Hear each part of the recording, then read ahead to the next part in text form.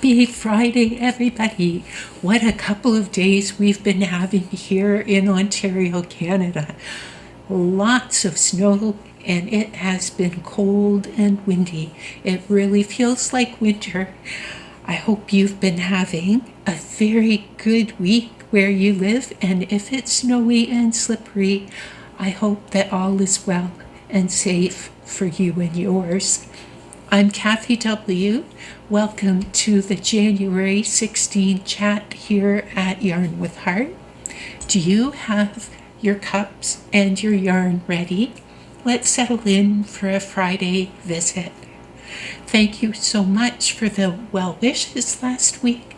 I'm not feeling 100%, however, much better than last week, and very thankful that you were thinking of me and that you understood when it took me extra time to reply to your emails. Also, last week I received another Christmas greeting card in the mail. This one was handmade. You can see there's 3 layers to it, and also some embroidery, some sparkles, and some additional beads on here, and even some additional embellishment on the inside. So thank you so much, Kathy, for sending this to me. She's a good friend from the United States. So I really appreciate that, and I appreciate all of you who send me comments and emails. Thank you so much. Now, one thing about feeling a bit under the weather, it makes for lots of extra time for knitting and crochet, and I definitely have much to share with you today when it comes to finished items and works in progress. First though, a couple of quick reminders. One is about the live coming this Sunday, January 18th at 2 o'clock Eastern Time. The live is called Conversations with Judy. She will be going live each month, and if you have time to pop in to Judy's Creations in Crochet, Judy, Diane, and we will meet you there. Or if you're busy this Sunday afternoon and cannot make it, I hope you'll watch the replay. As always, anything that I mention here, people and patterns, will be typed up in the description box if you'd like to find more details. And I am so happy that many of you are joining me again this year for the Smaller Than a Breadbox Make-Along, sending in pictures of a small palette cleanser or a little luxury or a small item that gets your creative juices flowing. And for anyone new, details about the make-along are in the December 19th video. There is still time to make a small item if you would like to participate this month. Pictures should be sent to me by end of day this coming Tuesday, January 20th, to be in the upcoming slideshow. Oh, and for anyone new, there are quite a few people here who know as soon as my videos are available. If you would like, you can subscribe and hit the all notifications bell. Videos here are always free to watch, and this notification bell just lets you know as soon as a new video pops up on YouTube. And now for some exciting projects that I have been busy with this week. When it comes to finished items, I finished the corner-to-corner blanket that I showed progress on last week. And to make it, I used yarn from a bag of yarn that I purchased at Cambridge Fibers a number of years ago. There was no ball bands, so I do not know anything except that it's acrylic and variegated. Now, I'm very thankful to my friend Judy, who did a video last year that was about using variegated yarns, and her suggestion, it really did help. I had tried other patterns with this and was not pleased. And this time I tried a very simple stitch and I didn't worry about color controlling at all. When it got to 48 inches wide, then I started decreasing on one side and then continued to increase the other side until it got to be 60 inches long. And after it reached 60 inches long, I began decreasing on both sides. And I did have plenty of yarn to finish this teen-sized blanket because I decided to do the border of the blanket using a contrast color. The contrast yarn is Red Heart Super Saver in the color soft white. The pattern is by Catherine Watson, and the pattern name is Corner to Corner Throw. Now this tangle bag of yarn, it just keeps giving, as there is still enough yarn here to combine with the white and make a shawl. So that's pretty exciting, and I'm happy that there was enough to make this large-sized blanket. So cheerful color, such a cheerful color, and it will definitely keep somebody warm this coming winter. And also this week I made 3 dishcloths.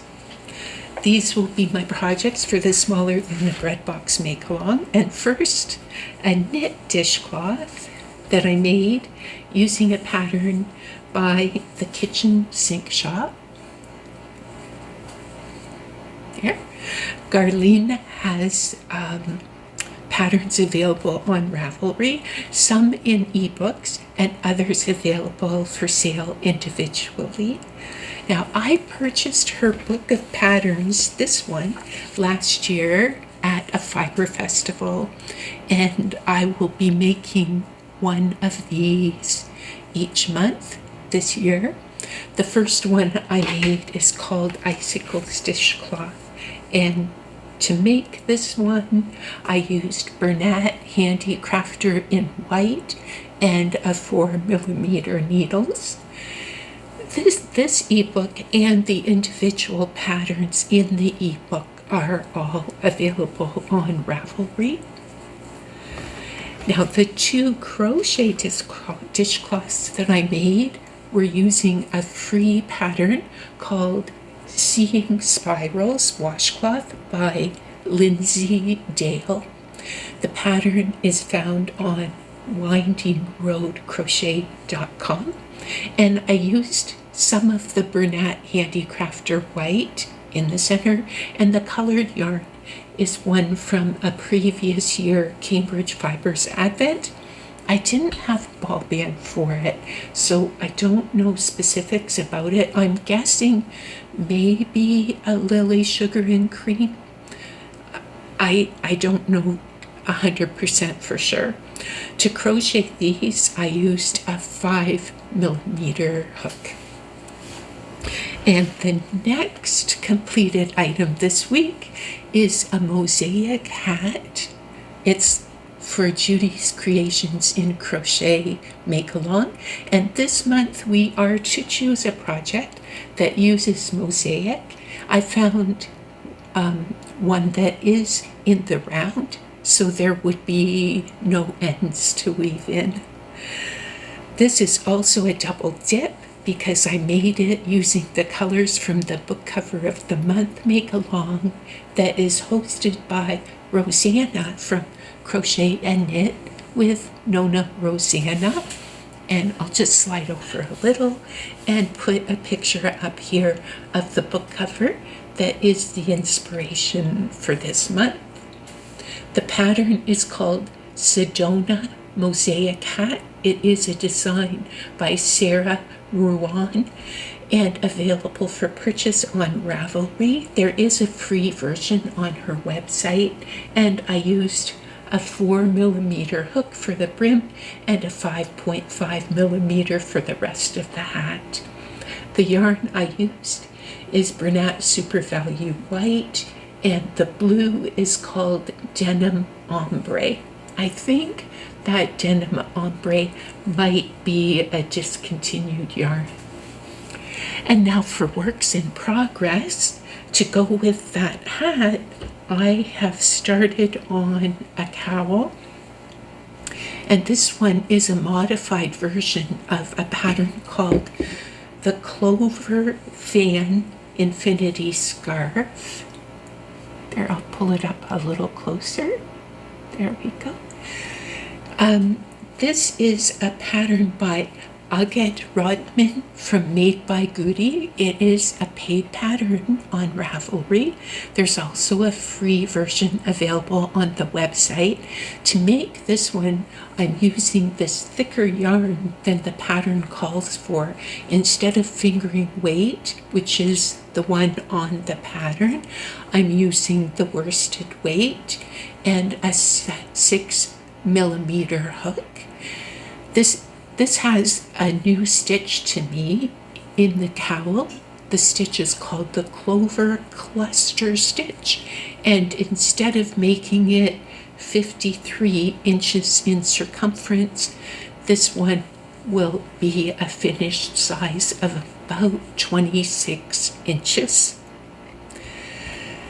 And in last week's video, during the hints and tips about texture, I found that one of the crochet patterns really caught my eye, called the Hugs and Kisses Baby Blanket by Jeanne Steinhilber.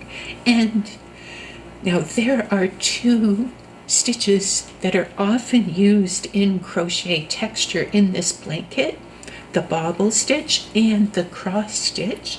To make this, I decided to make a toddler-sized blanket in non-traditional colors. This will suit a boy or a girl. The yarn that I'm using is one of the yarns that I received in the Cambridge Fibers Advent this past December, and one of my hopes this year, each month, to use one of the Advent yarns that I received in 2025. This is the yarn that I chose for January. It's in the color Honey Glazed, 100% acrylic. The weight of this cake is 240 grams. It says it's by Ganga Acro Wools. And the color and the look of this yarn are very similar to Karen's Skinny Cakes. To make this, I am using a 4.5mm hook. And now to end the video with a quote for the day. This book called to me because during the time when I learned to crochet, I was literally mending myself, as I needed a major surgery and then much healing. And that was when I learned crochet. The title of the book is Craftfulness, Mend Yourself by Making Things. It's written by Rosemary Davidson and Arzu Tayson. And now on page 7, the quote for today. They write, "You might say we are witnessing a 21st century arts and crafts movement. The original arts and crafts movement was inspired by the ideas of John Ruskin and William Morris in Britain around 1880. John Ruskin was a critic and theorist of the relationship between art, society, and labor.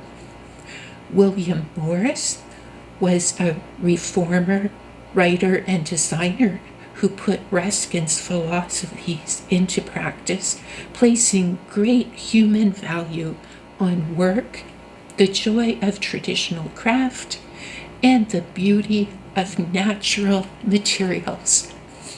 And so here we are, perhaps in the midst of the 21st century arts and crafts movement. How exciting! Have a wonderful weekend. Enjoy your crochet, enjoy your knitting, and I hope to see you next Friday.